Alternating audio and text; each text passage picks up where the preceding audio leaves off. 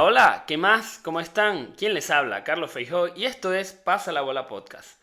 Hoy les vamos a dar un pequeño resumen sobre lo que ocurrió en la jornada 6 de la Champions League con el Atlético 3, Slovan Bratislava 1, el Atalanta 2, Real Madrid 3 y el Borussia Dortmund 2, Barça 3, entre los demás resultados que hubo en esta jornada de Champions. Hubo resultados un tanto sorpresivos, aunque ya no tanto, por como viene el Manchester City, perder 2-0 con la Juve no es tanta la sorpresa. Pero vamos a estarlo comentando, además de también hacer una pequeña previa de lo que va a ocurrir el fin de semana en las ligas europeas, donde continúa la jornada de liga y también va a haber jornadas intersemanal que va a cerrar el año, entre otros con partidazos como Barcelona Atlético de Madrid. Ya eso lo iremos hablando. La temporada continúa, pero el año calendario se termina, en donde vamos a hacer unos balances de rendimientos de cómo vienen ciertos equipos. Vamos a empezar un poco con el Atlético de Madrid y yo quería hacer una pequeña pausa y hacer énfasis en estos tres partidos que mencioné por los arbitrajes. Fueron arbitrajes buenos, fueron colegiados que llevaron muy bien el ritmo de los partidos, pero que tuvieron un punto común y fueron penales que yo catalogo como penaltitos. Penales muy justos que fueron sancionados como tal, con una normativa UEFA bastante estricta con este tipo de cosas. Empezaremos con el partido del Atlético, donde Julián Álvarez anota 2 goles, donde Griezmann hace otro gol. Atlético que juega con un 4-4-2, en doble 9 Griezmann, Julián. Yo pienso que ya el Cholo trascendió esa línea de 3 para una línea de 4 que le da muchas más garantías, con Javi Galán que por izquierda está remontando mucho. Marcos Llorente que hizo un partidazo de lateral derecho, fue de los mejores jugadores del Atlético de Madrid en esta jornada de Champions. Un Atlético que viene muy bien, con una serie de victorias bastante amplia, haciendo muchos goles y recibiendo pocos. Este penalti proviene de un toque, que es muy leve, dentro del área del Atlético, así es como el Slovan Bratislava hace su gol. A mí no me parece penalti, son jugadas muy rigurosas que están siendo arbitradas de manera muy similar. En el partido del Barcelona también ocurre con Pau Cubarsí, que da un pequeño empujón a Guirassy, que hace un doblete, y lo sancionan penalti. Guirassy lo transforma por gol, que hizo doblete en el partido del Barça, ya lo profundizaremos. Y también en el partido del Real Madrid, donde Tchouaméni hace un pequeño toque dentro del área madridista a un jugador del Atalanta y pitan penalti. Son este tipo de cosas que no se entienden muy bien, son muy rigurosos. No es que no haya existido el contacto, no es que no se haya visto qué ocurrió, pero son jugadas que probablemente fuera del área no van a sancionar como falta. Son jugadas que es más difícil ver que, por ejemplo, en una Premier League se arbitren de esta manera. Es gracioso que a los tres equipos españoles les perjudicaron de la misma manera con penaltis que no suelen ser habituales para este tipo de competiciones. Son normativas que varían, rigurosidad de los árbitros que tratan de aplicar la norma, pero allí cada quien está en su interpretación. A mí me parecen cuanto menos limítrofes esas jugadas. Pero bueno, vemos un buen rendimiento del Atlético de Madrid, que jugó con De Paul en el medio del campo, Giovanni Simeone, el hijo del Cholo, Pablo Barrios, Samuel Lino en la línea de 4 mediocampistas. Con este doble 9, Julián Álvarez hace un muy buen gol. Y Atlético despacha un partido bastante sencillo dentro de lo que implica la Champions y con todos los partidos que está teniendo. Está en el puesto 11, está clasificando, pero no de forma directa. Recuerden que en este formato entran los 8 primeros. Liverpool también ganó su partido contra el Girona, por ejemplo, ganó 1-0 también con gol de penalti de Mohamed Salah. Liverpool que es el único que lleva pleno, 18 puntos, 6 partidos ganados de 6 disputados. Barcelona lleva 15. El único partido que perdió fue ese del comienzo contra el Mónaco, con aquella expulsión a Cubarsí. Tenemos aquí el Arsenal, el Bayer Leverkusen, el Aston Villa, el Inter y el Brest, además del Lille, tienen 13 puntos, son los que estarían entrando en los 8 primeros ahora mismo. Luego entran en un lote Borussia Dortmund, Bayern, Atlético de Madrid y Milan con 12 puntos. Luego Atalanta, que perdió con el Real Madrid, también lo vamos a desarrollar más adelante, tiene 11, junto con Juventus. Y después ya Benfica, Mónaco, Sporting de Lisboa, Sporting de Portugal, mejor dicho, Feyenoord, Brujas tienen 10 puntos. Allí está la posición 19. Y aquí en la posición 20 tiene Real Madrid, Celtic de Glasgow, 9 puntos. Manchester City, PSV Eindhoven y Dinamo tienen 8 puntos. Hasta allí se clasifican. Luego está el Paris Saint-Germain, que tiene 7, Stuttgart, que tiene 7, y ya después más equipos que están un poco peor en la clasificación, que tienen más complicada la entrada a los playoffs, porque recordemos que del 9 al 24 van a jugar unos pequeños playoffs en los cuales van a definir quién va para octavos de final de la Champions. Dada la circunstancia, todavía pueden cambiar muchas cosas. Hay muchos equipos que están empatados. Se va a ver la diferencia de goles prelando por sobre el duelo directo, ya que no hay duelos directos entre todos. Y hay algunos equipos que van mejor que otros en este aspecto. Muchos rendimientos irregulares pueden ser incluso premiados porque no son definitivos. Obviamente el que ha logrado mantenerse de forma estable ganando, como es el Liverpool, va a tener una clasificación directa, va a jugar menos partidos. Pero es un nuevo formato, un nuevo concepto, una nueva idea que está teniendo partidos muy desiguales y partidos muy disputados en unas instancias muy tempranas de esta Champions. Pasamos un poco a lo que fue Italia, Bérgamo, Gevice Stadium, con el Atalanta, que viene invicto en Italia, viene primero en Italia, viene jugando muy bien, desde que perdió con Real Madrid en la Supercopa de Europa ha enlazado una serie de partidos muy buena, no había perdido en Champions hasta ahora, es el primer partido que pierde. Es un equipo muy sólido, un equipo que le gusta presionar, tienen como característica principal el marcaje al hombre, es algo que es muy particular, ya que en el fútbol moderno suele ser marcaje zonal. Es un equipo muy físico, que tiene un entrenador con Gasperini muy inteligente, que lleva un proceso largo con distintos jugadores y que ha logrado marcar, impactar en este equipo con una identidad de juego bastante definida. Juegan con línea de 3, que es una característica bastante habitual en los equipos de Gasperini. Son equipos muy dinámicos que tienen una transición rápida, no son equipos que tengan demasiado el balón, se sienten incluso un poco más cómodos sin balón. Le dieron bastantes problemas al Real Madrid, pero el Real Madrid supo solucionar este partido tratando de compensar esa marca personal con unos desmarques bastante buenos, tratándose de deslastrar de esta marca de forma posicional y con mucha movilidad. Vimos como el Real Madrid, teniendo la pelota, supo moverla de manera que atrayese a las marcas del Atalanta y poder atacarle los espacios. Eso ocurrió en varias ocasiones. Es un partido lleno de particularidades que vamos a ir desarrollando a partir de ahora. Atalanta, que tiene a Carnessi de portero, un portero muy alto que le cuesta un poco ir abajo, pero muy joven a la vez. Es un portero que tiene un potencial bastante alto para desarrollar. En esta línea de 3 tenemos a Djimicki, a Hayen y a Kolasinac en la línea de 3 centrales. Luego tiene a Belanova como carril derecho, Ruggeri como carril izquierdo, Ederson el brasilero con De Rone el belga en el doble pivote.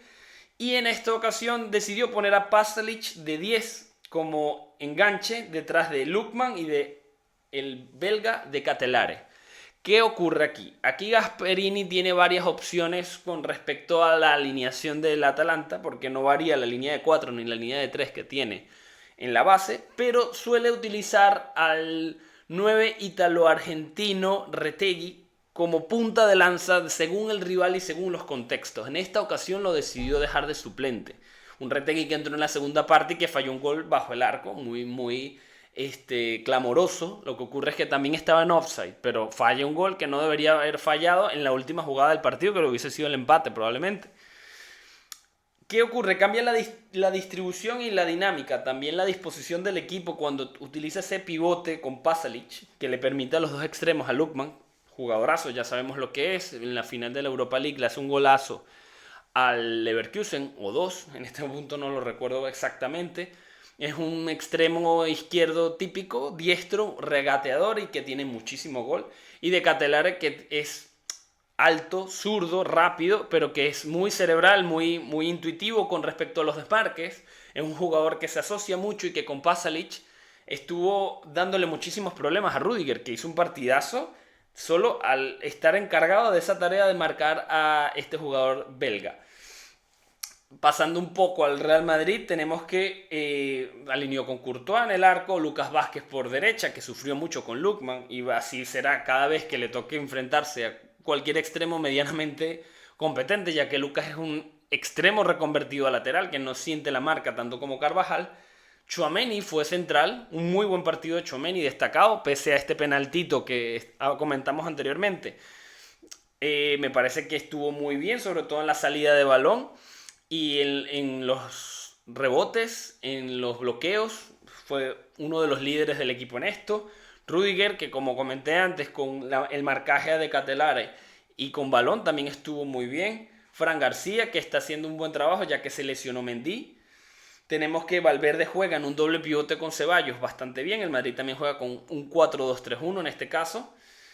Varían un poco en el dibujo porque el Madrid venía jugando 4-3-3, pero Ancelotti ha notado como a Bellingham dándole una función específica en el medio del campo, más de 10, un poco en otra línea escalonada, por delante de los pivotes, se le ve mucho mejor porque tiene una función mucho más específica. Aquí se encarga de armar juegos, se encarga de enlazar con los delanteros, se encarga de recibir de espaldas, de girarse, de regatear y de también tirar desmarques. Esto fue muy interesante porque al ser marcaje zonal, por ejemplo, Ederson estaba muy pendiente de Bellingham y Bellingham tiraba desmarques mientras los delanteros se movían. Por derecha vimos que jugó Brahim, por izquierda vimos que jugó Vinicius, entre comillas, porque volviendo de lesión, Vinicius no fue el típico Vinicius que recorre toda la banda durante todo el partido. Vinicius cayó mucho al medio. Mbappé jugando de 9, que metió un gol y luego fue sustituido por Rodrigo por una lesión. Era el supuesto 9, pero Mbappé cayó mucho. Por el centro, por la derecha, Brahim también se movió mucho hacia el centro. Lucas Vázquez se proyectaba mucho al ataque. Ceballos hizo un gran partido, con balón, sin balón, aportando desde lo físico. Al minuto 82 lo sustituyen por Modric. Teniendo una movilidad tan grande, el Madrid logró desordenar al Atalanta, que atacó muy bien también el Atalanta, que también hizo un gol de penalti, que también Lookman hace un gol al primer poste, que ya había mostrado un poco Lookman esta jugada anteriormente y Courtois se la había podido tapar. Courtois fue una de las figuras del Real Madrid porque Atalanta atacó mucho y ganó muchos duelos ofensivos y el Madrid tuvo que sufrir muchos tramos del partido para poder llevarse la victoria. Fue un partido disputado en el cual Mbappé hace un gol, en el cual Vinicius hace otro gol que vino de un rebote, de una jugada de Brahim, y Bellingham hace un gol en el cual Vinicius aprovecha este factor de la marca personal para bajar más. O sea, Vinicius da una versión distinta de lo que suele ser su juego y lanza un pase de mediocentro, básicamente un Bellingham que ataca el espacio y que luego en una jugada individual resuelve muy bien. Viendo una versión de Vinicius distinta, entendemos que volviendo de lesión tal vez no debió jugar 90 minutos, pero un poco caminando, un poco acomodándose en lugares de la cancha donde podía ejercer otro tipo de influencias. Vinicius estuvo más en un rol de armador, estuvo mucho en la base de la jugada, perdió incluso algunos balones en los cuales le acorralaron bien, pero se vio una buena adaptación a lo que su físico le daba para este partido.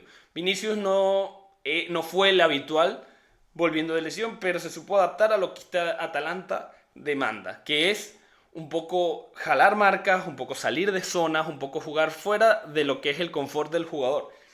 Y bueno, Real Madrid se lleva un resultado que es importante a nivel de términos de clasificación, porque ya estaba en una situación bastante comprometida. Real Madrid que está dentro de los primeros 24, pero no tiene todavía descartadas las posibilidades matemáticas de clasificarse de forma directa en los primeros 8. Pasamos al juego ahora del Barcelona, que derrota al Borussia de Dortmund de visitante 2-3. Un partidazo de Guirassy, el 9 del Borussia, que destacó mucho por su presencia goleadora. También hace el segundo gol del Borussia, pase de Gross.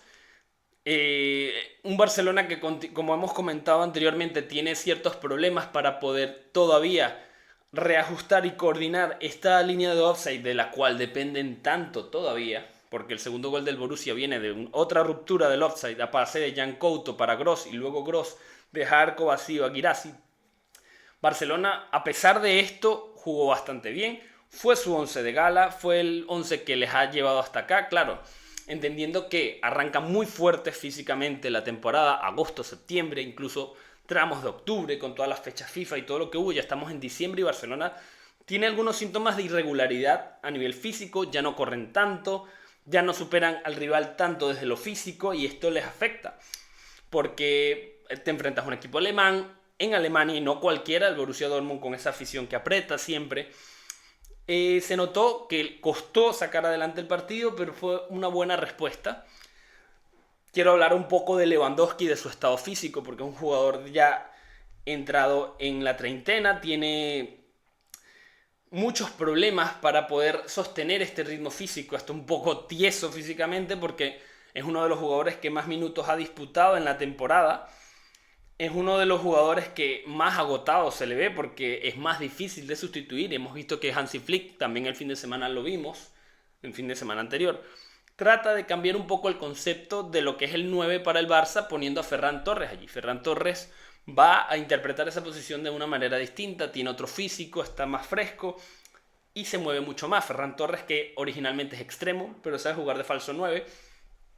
Y esta disposición que tiene de movilidad más que de ser ese 9 referencia que es Lewandowski, le permite interpretar bien la posición del 9 en el Barça. Y bueno, se va con un doblete, un muy buen partido de Ferran, entrando desde el banquillo. Partidazo otra vez de Lamine Yamal, que le pone una asistencia muy buena. Y también tenemos un partidazo de Rafinha, otro más. A pase de Dani Olmo hace el primer gol del Barcelona. Muy buen partido de Rafinha, que también está con muchos minutos encima, mucho desgaste y mucho desgaste físico en ese sentido. Tenemos que Rafinha también es más joven que Lewandowski, tiene otro físico, es diferente, pero también es un jugador que ha llevado mucho desgaste, que ha viajado con Brasil, que ha tenido una temporada con muchísimos minutos, está haciendo su mejor temporada a nivel goleador y está haciendo su mejor temporada a nivel de rendimiento con Hansi Flick, que le da mucho contexto favorable porque le permite correr, le permite atacar los espacios y tiene muchísimos pasadores que le pueden poner balones en ventaja. Tanto Dani Olmo como Lamine Yamal suelen hacer esto muchas veces. De hecho, falló varios goles en este partido en donde ya Lamine Yamal le había puesto este famoso pase de exterior que Kobel, el portero del Borussia, le logró tapar. Y bueno, es un partido en el cual el Barcelona logra sobrevivir, logra jugar muy bien, pero vienen un poco irregulares a nivel físico y no han logrado todavía encontrar soluciones para ciertos jugadores cuando están ausentes, como por ejemplo Marc Asado, que se mandó otro partidazo en este encuentro de Champions League, y Lamine Yamal. Me parece que son los más difíciles de sustituir porque allá hasta el propio Lewandowski, que es fundamental, lograron resolver su ausencia con un buen recambio con Ferran Torres, que está en muy buen momento de forma. Por la derecha jugó Koundé, por izquierda jugó Balde. Cubarsí, que comete este penalti que me parece un poco riguroso, la verdad. Con Íñigo Martínez, Iñaki Peña, que tuvo varias tapadas buenas en este partido, no demasiadas, pero fue muy importante. Y Pedri, que tuvo un partido un poco gris, no ganó muchos duelos, ponerlo en el pivote tal vez le expone un poco. Luego Hansi Flick movió un poco la alineación y la estrategia para que Pedri subiese a la media punta y sacó a Dani Olmo para descansarlo, que había hecho un muy buen partido, fue de los mejores jugadores del Barça. Y en el medio del campo ya no estaría Pedri, sino que estaría un poco más cerca del delantero en ese caso, porque ya sacando a Pedri metes a Frenkie de Jong, metes a Fermín López y metes a Ferran. Ya allí el Barcelona se reorganizó y tuvo un poco más de físico para el tramo final del partido. Fueron unos buenos cambios de Hansi Flick para cerrar lo que fue este juego. Y una victoria bastante solvente del Barça, que ya lo pone en una situación muy favorable para clasificarse dentro de los primeros 8. Ya son el segundo equipo de la clasificación, en segundo lugar, detrás del Liverpool, de los equipos que mejor rendimiento ha ofrecido en esta Champions League con este nuevo formato. Entre otros partidos de esta jornada, como ya mencioné antes, el Girona pierde en casa con el Liverpool 1-0, Dinamo Zagreb empata con el Celtic 0-0, El Brest, que es el equipo que el Real Madrid va a enfrentar en la próxima jornada de Champions, gana 1-0 al PSV Eindhoven. Un Brest que está también muy bien posicionado en lo que es la tabla de la Liga de Campeones. Luego tenemos al Shakhtar, que pierde en casa 1-5 con el Bayern Múnich. Tenemos que el Brujas le gana al Sporting de Lisboa, que luego de la salida de Rubén Amorín viene en una racha negativa de muchos partidos seguidos perdiendo. Pierde 2-1 en Bélgica. El Salzburg pierde en casa en Austria contra el Paris Saint-Germain 3-0. Un Paris Saint-Germain que empieza a dar brotes verdes. Parece ser que están en una racha de mejora y va a haber un partido en enero, Manchester City-Paris Saint-Germain, que va a ser probablemente definitivo para los dos equipos, saber si van a llegar a octavos de final. Están en una situación un poco complicada en la tabla de posiciones. Bayer Leverkusen le gana en casa 1-0 al Inter. Leipzig pierde en casa 2-3 con un Aston Villa que tuvo un pequeño bajón, pero parece estar remontando y está en una muy buena posición en la tabla de clasificaciones de la Champions también. Luego tenemos que, ya comentamos, Slovan Bratislava pierde con el Atlético de Madrid en Madrid 3-1 y Lille le gana al Sturm Graz 3-2. También va muy bien en la tabla de clasificaciones los del Lille. Benfica empata 0-0 con Boloña, que era un partido para aprovechar por parte del Benfica, que se les escapa un poco un Boloña que está muy abajo en la tabla de clasificación de la Champions. Milan, que le gana en San Siro 2-1 a la Estrella Roja. Feyenoord, que gana 4-2 al Sparta Praga. Stuttgart, que le gana 5-1 al Young Boys en casa. Y Arsenal, que gana 3-0 al Mónaco en casa también. Además del partido de la Juventus, que le ganó un Manchester City 2-0. Manchester City que también viene en una racha muy negativa. Un compendio de factores deportivos, extradeportivos dentro del club y fuera del club que le están afectando a un Manchester City que no termina de dar con la tecla. Ya no se sabe si es un tema de bajas, si es un tema táctico, estratégico, moral. Guardiola ha intentado muchas cosas, pero este equipo está en una situación bastante más comprometida por esta cantidad de derrotas. Ya son cuartos en la Premier League, se comprometen muchas cosas con tantas derrotas en tan poco tiempo, ya no son tan consecutivas. Ganaron un partido en Premier hace poco contra un equipo pequeño, pero no lograron salir de la mala racha con 2-3 victorias seguidas que les diesen confianza. No es la mejor Juventus de la historia, ni muchísimo menos. Sí, visitas el Juventus Stadium, estás en Italia, pero no es un rival al que el Manchester City no pudiese derrotar en otro tipo de circunstancias. Vamos a ver cómo rebota de esto el Manchester City de Pep Guardiola. Ya concluyendo un poco con la fase de la Champions League, vamos a hablar un poco de lo que se viene. Vamos a hablar un poco de la Liga. Vamos a hablar de Rayo Vallecano contra Real Madrid, Atlético de Madrid Getafe y Barça contra Leganés.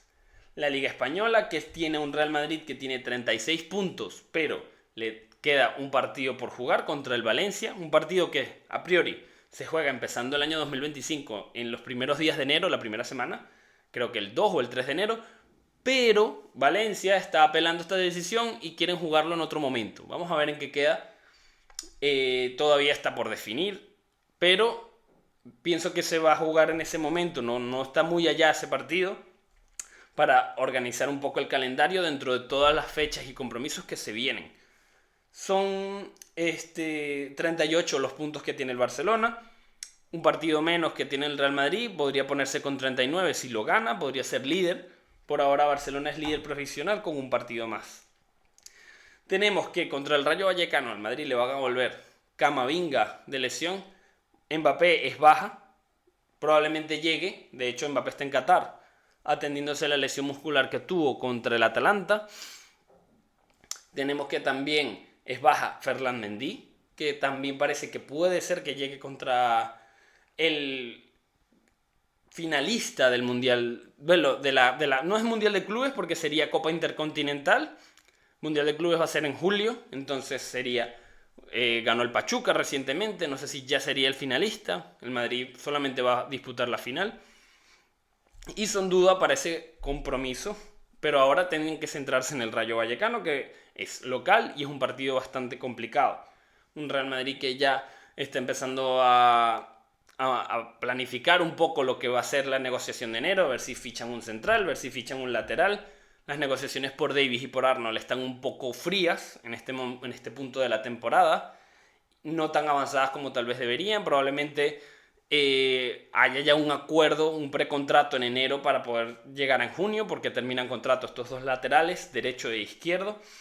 Pero bueno, vamos a ver cómo termina desarrollándose también. Vamos a tener varios episodios donde vamos a desarrollar ese mercado de fichajes de invierno que tan particular es y que tanto puede condicionar las temporadas de estos equipos que disputan tantas competiciones a lo largo del año. Luego tenemos el Atlético de Madrid-Getafe, un Atlético de Madrid que también está en una posición bastante favorable en la Liga Española, con 35 puntos, está muy cerca, también tiene un partido menos. Esto es porque jugó un partido de Copa también, un Copa del Rey, y va a jugar contra un Getafe que está en una zona más baja de la tabla, pero que siempre es complicado con Pepe Bordalás, que es un entrenador muy, muy competente y que siempre propone partidos muy directos, partidos físicos, partidos donde le da muchos problemas a sus rivales. Vamos a ver si el Atlético de Madrid puede sostener esta consistencia que ha estado mostrando las últimas jornadas, porque la verdad es que Atlético de Madrid tiene una cantidad de partidos haciendo muchos goles interesante. Viene también de derrotar al Paris Saint-Germain en Champions hace unas fechas, viene de derrotar al Sevilla, ¿no?, que fue un partidazo que gana 4-3, remontando después de ir perdiendo 1-3. Fue un partido muy muy bueno de Antoine Griezmann, que hace un doblete.